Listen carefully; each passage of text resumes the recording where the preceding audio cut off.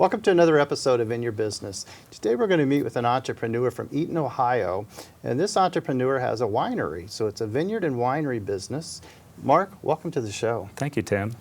Mark, we're excited to learn a little bit about the vineyards and winery today, and for me it's going to be a real learning experience because I know nothing about it, but before we do that, I want to learn a little bit about you as an entrepreneur. Sure. So, did you grow up in Eaton, Ohio, in that area? No, I grew up in Wheeling, West Virginia, and then moved to Columbus to go to college, and then moved out to Eaton, Ohio about 15 years ago. Okay, okay, so very good. So, as a young guy, little guy, what were you thinking you wanted to be when you grew up? I was the little science nerd in school. So I liked science and enjoyed chemistry and all the sciences in school. It wasn't really till later during college years that I thought, I think I'd like to own my own business of some sort. Wasn't sure yet. And then graduated college, didn't go into my field, and I've done a lot of different things over my life.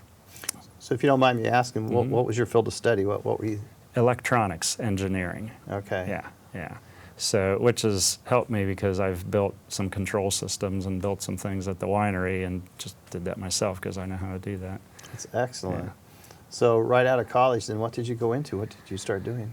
So out of college, I started working for myself, is what I did. And I was working at a warehouse, doing work there, met my wife there that I'm still married to after 26 years. Great. And so never really went in the field, but all along I was making wine. I started making wine in the woods in Wheeling in junior high school. It was 1979. So a lot of people don't know that, but I did that as early as that. So I've been making wine for 40 years. You were in middle school at what age? 13 or so. So you're 13 years old making wine. Fermenting wine up in the woods of West Virginia. How did that happen? I mean, how? You got to talk about that, okay? Yeah. So remember I said I was a little science nerd? Yes. So we actually fermented, and you can't really call it wine, we fermented sweet water, so that the prime purpose was to distill it to get like a high-proof alcohol that we could burn in the little Bunsen burners that we made.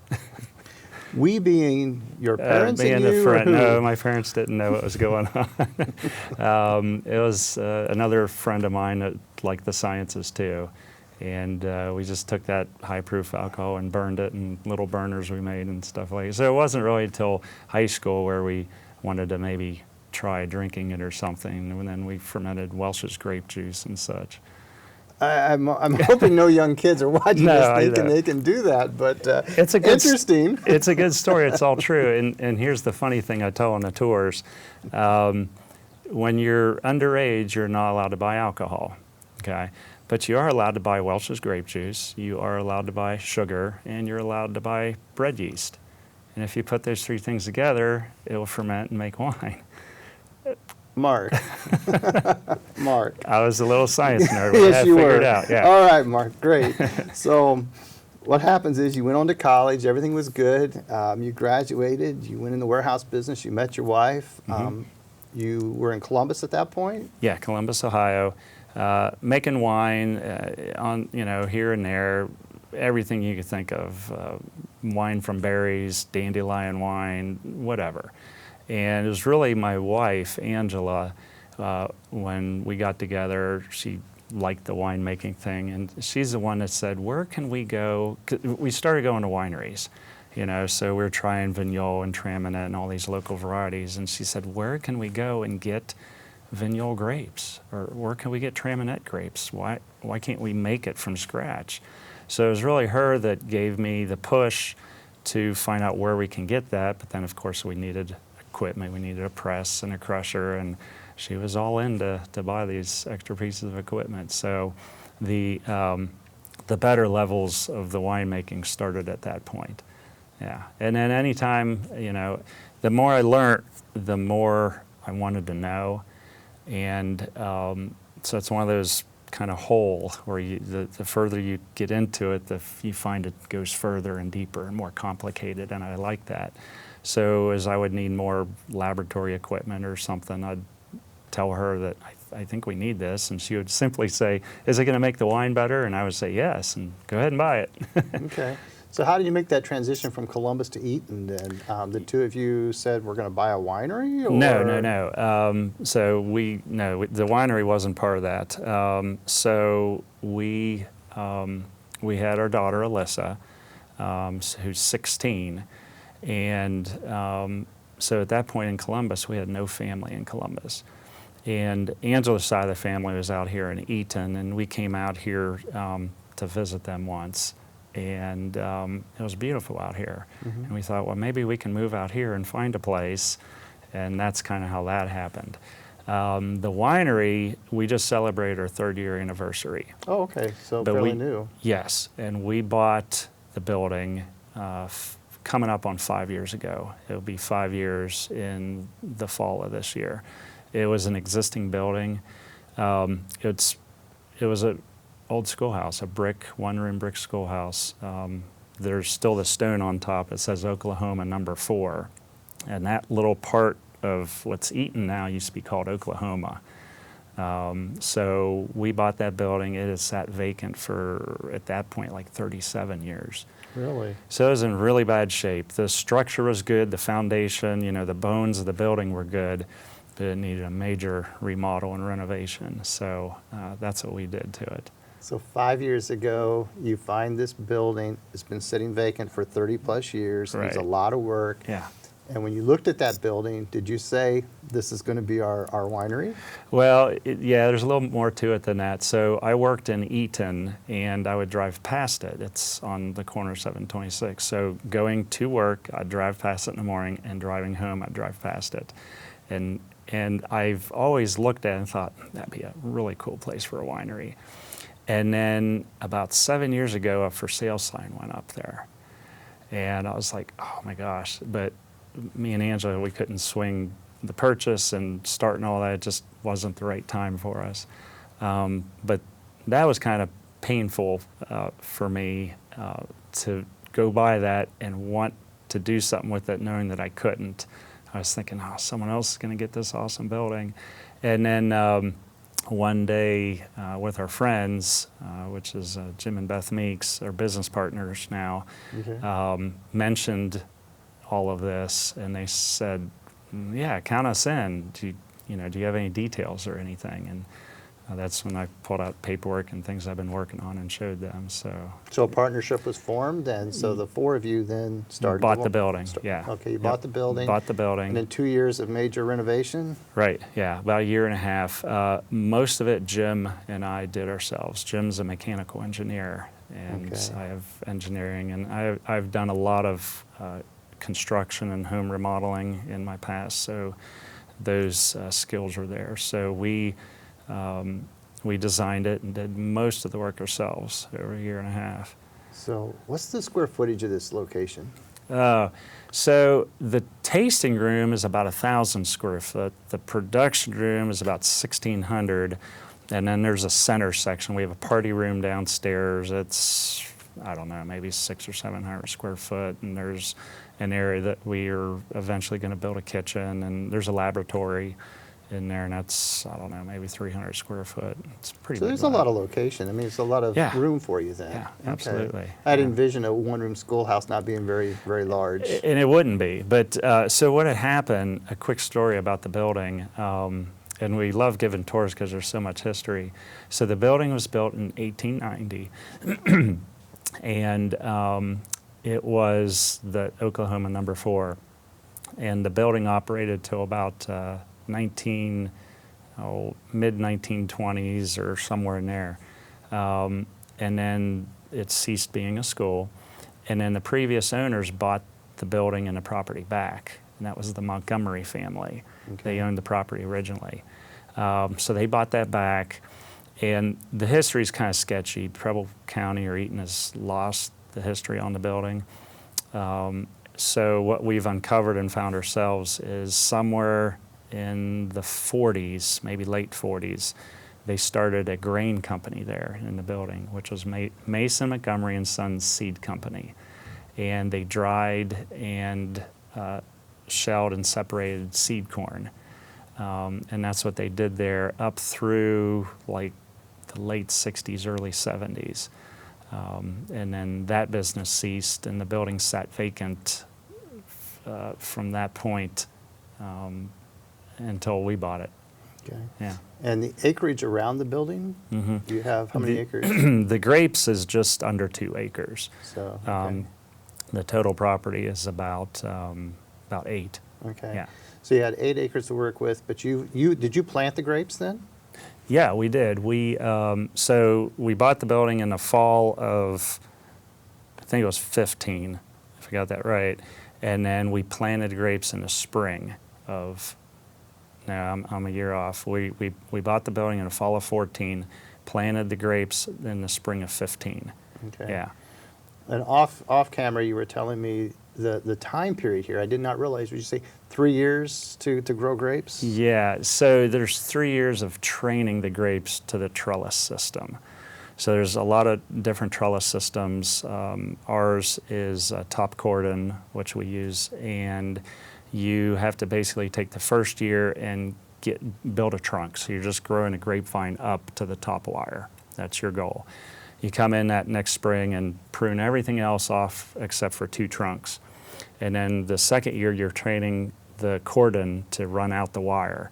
So you just let that happen the second year. Third year, you come back and cut all the other growth off. And then the third year, you allow the canes to come off. And that's the part that droops off to the sides. And that process, you're going out there and you're pruning the grapes because the vine's trying to throw grape clusters, and you prune those off. You don't want to harvest, because if you are growing grapes while you're training, then the plant's energy is being divided between the growth of the vine and growing these grapes. And grapes wouldn't be very good anyway. So you prune them off and let 100% of the plant's energy go into growing a strong vine.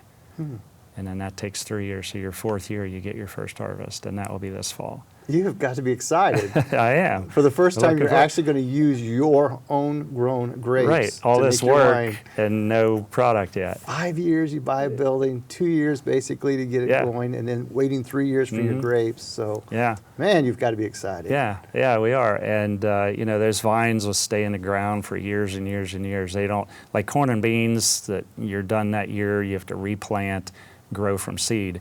These vines, when we bought them, they were little things like this. Sure. And they're good to go. They're, as long as we don't have a chemical overspray or a really bad winter or something, they should be good for years and years. Now, this is going to be a naive question because I don't know. Yeah. But is there a difference between a grape that you're growing for wine than a grape that somebody uses for a jelly or a jam, or that I may just pick off a vine and eat? Yeah. So a grape that you'd pick off a vine, the most common grape you'll just find around here in the wild or somewhere if you buy a house that has grapes, that's Concord. That's what they make Welch's grape juice out of, is a Concord. Okay. And then the Niagara used to make the white Welch's juice. But what you buy in a store are table grapes, and they've been hybrid to be seedless. So you're not, So wine, what we're using are wine grapes, and it's just a classification they give grapes. So wine grapes, they have seeds, and there's thousands and thousands of varieties. I mean, you've heard of Chardonnay and Cabernet Sauvignon and Riesling. Those are all the names of grapes. And what we're growing is Marquette and La Crescent. Okay. Yeah. So you're growing your own grapes and you're making your own wine, and you're the individual making the wine. Is that correct? Yes. Yeah. I'm the winemaker. I bring all my years of experience in, and that's what I'm doing there. Yeah.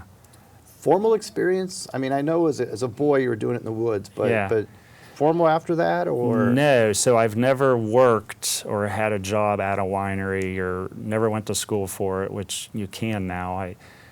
I guess when I was in high school, if I would have known you could go to school, and maybe they didn't have it back then, I don't know, but that wasn't an option for whatever reason.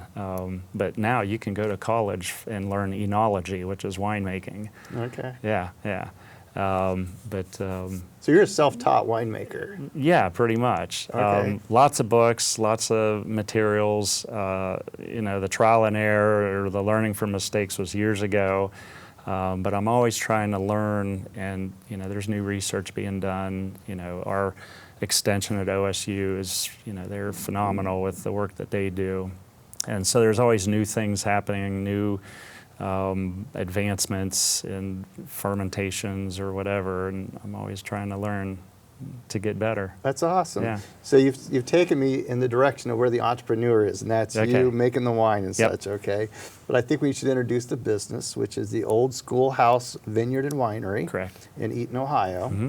And so if a person was to come there, let's tell them what they should expect. Number one, your hours. Yeah, so our hours, we're open 4 days a week. We're open Wednesday, Thursday, Friday, Saturday, and we open at 1 o'clock all 4 days. Okay. And then Wednesday we close at 6, Thursday and Friday we close at 9, and Saturday we close at 10. Okay. So why would you set the hours for those 4 days starting at 1? Yeah, those are new hours. We just added the Wednesday and added some extra hours just about a month ago because we were just open 3 days a week. Starting any business, I had a job. I was an estimator at a construction company, and a new business, you don't have money to pay people to help. So we were all down there doing it ourselves. And 3 days a week was plenty. We needed time to be bottling, time to be making wine, and you're open all those hours. It's tough. Sure. Yeah. So now you're this is it, right? This Yeah. is what you do. Yeah. So this is what I do now. I left my job a little over a year ago, and I'm down there. We have a manager now, so that helps. I'm not opening and closing because I was doing about 80 hours a week.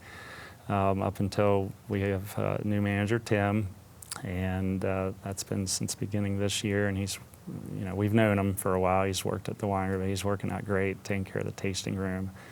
So basically, you went full time at the winery, Mm-hmm. working 80 hours a week, and now you were able to hire a manager, Mm-hmm. so you can work 60 or 70 hours a week. Yeah, it's down to 55 or 60, I think. Yeah. So I instead of having my time out in the tasting room, which I enjoy and experiencing with the customers as they taste the wine and answering questions, I need to be, as a business growing, I really need to be in the back making the wine and taking care of our wholesale accounts and all the production aspects. Okay. So when an individual comes there, they're going to park, they're going to come in the building, and what are they going to experience? Yeah.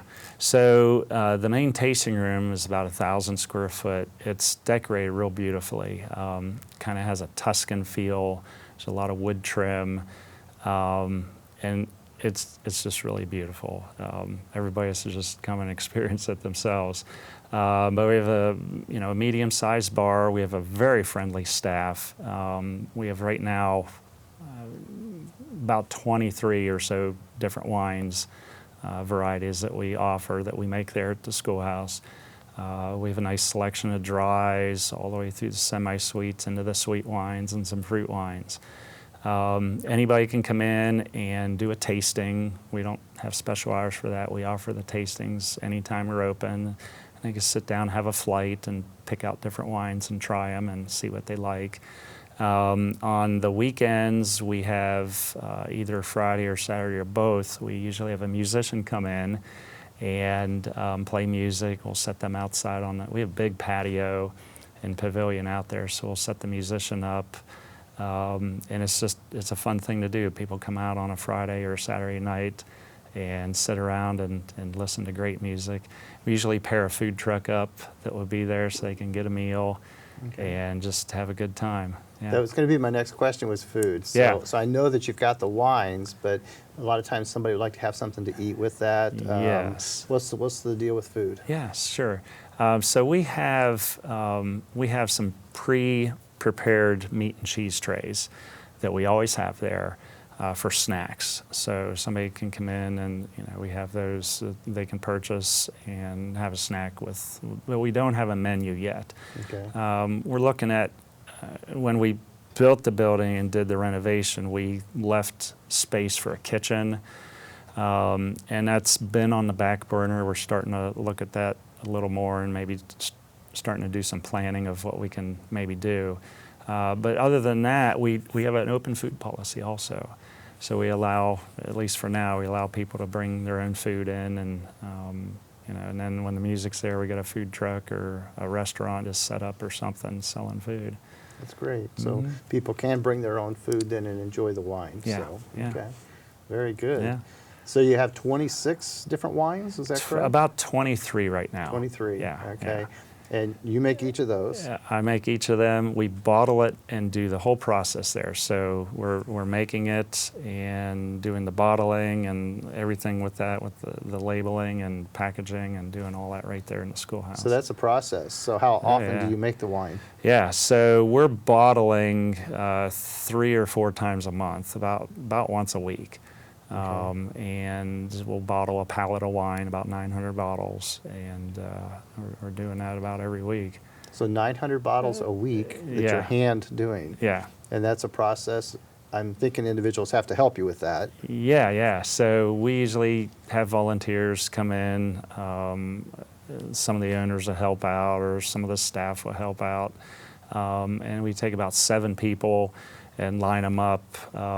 We have a corker machine that would cork it, and a filler machine that fills the bottles, a labeler machine. But each one of those, somebody has to operate that. So there's about 7 different steps, with starting with a pallet of empty bottles and ending up with a pallet of full bottles. Okay. Yeah. So I'm going to change it up a little bit on you, and I'm going to find out, becoming an entrepreneur, owning your own business. I mean, you've worked for other individuals and such. It's quite a transition. Oh yeah. Okay. So what's that like to actually have full control but full responsibility? Well, it's that. It's both. There's a lot of responsibility, but it's what I do. So, I can come and do things like this today, or, whatever I want to do. Sure. But I'm very busy at the winery. I mean, if I wanted to take a day off, I could, but I seem to never do that because I'm always busy there. But I like it. It's, I guess, since college, I always wanted to own my business. Wasn't sure what, and I had all these hobbies. And then since I've known Angela, my wife, and we love to visit wineries. Me and Angela used to go and visit wineries all the time. And it was just something that, from that point, it's like, I would love to own a winery someday. So we'd go and visit wineries, and we're there having a good time. But part of me is looking, okay, how are they doing this, and what are they doing? Oh, can we get the tour? Good, I get to see the equipment. What kind of equipment? What's the name brand on the equipment? How's this work? And just absorbing information, because someday this information will be good, to start a business. And when it came time, what actually happened a few years before we bought the building and started, I was really seriously looking into starting a business. So I started a spreadsheet on a computer, and I started building this business on a spreadsheet. So what I did is, I would call a bottle company and say, hey, I want to start a winery. Give me a quote for a truckload of bottles, and they would say, well, when do you want delivery? I'm like, no. I'm looking at starting a business, and the bank wants me to get, give them some, projections. And I just made that up, but I told them that. So there is no business, but I need a real quote for projections. And I would put those numbers in a spreadsheet and divide it out and find out what's it cost per bottle. Same with corks. How much does 10,000 corks cost? Labels, the capsules, everything. And over the course of 3.5 years, I basically built this business and ran it out for 5 years with real numbers. So, I just wanted to make sure I'm a details person, and I wanted to make sure that, if you're going to jump in the water, you want to make sure that it's going to work. There's a lot of things involved in entrepreneurship. I mean, from accounting to finance to the marketing to HR. I mean, Yeah. getting the word out, getting the customers in, all that. Yeah. Are you taking care of all that, or are you No. letting some of that be outsourced? No, yeah. So it's a good thing we have 4 partners. Jim and Beth, our business partner, Jim takes care of the vineyard, okay, because I don't have time to do any of that. And then Beth takes care of some things, and then my wife does the finances. Okay. Yeah. So, and then, we have business meetings and talk about, things that we need to do better or things that we want to do for the fall. We always have special releases during the year, so we're talking and planning. We just had our big Cork Festival, so lots of planning with that. So, yeah, everybody has an important part. Well, that's great that you guys can recognize which ones are best at what areas and make it all happen that way. Yeah. So, Yep. Mark, thank you for coming on the show. Yep, thank you. And doing a great job over there in Eaton, Ohio. Thank you. All right. Yep. This concludes another episode of In Your Business. Today has been a very exciting day for me to get to know Mark and understand a little bit more about the Olde Schoolhouse Vineyard and Winery over in Eaton, Ohio. But it's been really a joy for me to learn and listen from Mark, because Mark knew at a very young age he's going to be an entrepreneur. He just didn't realize that's what he was doing when he was in the woods making the wine. I'm not encouraging people to do that at that age, but at the same time, entrepreneurs, they surprise us many times. So youth entrepreneurship is something that's important to me, and I like to encourage it. So thank you again for watching In Your Business.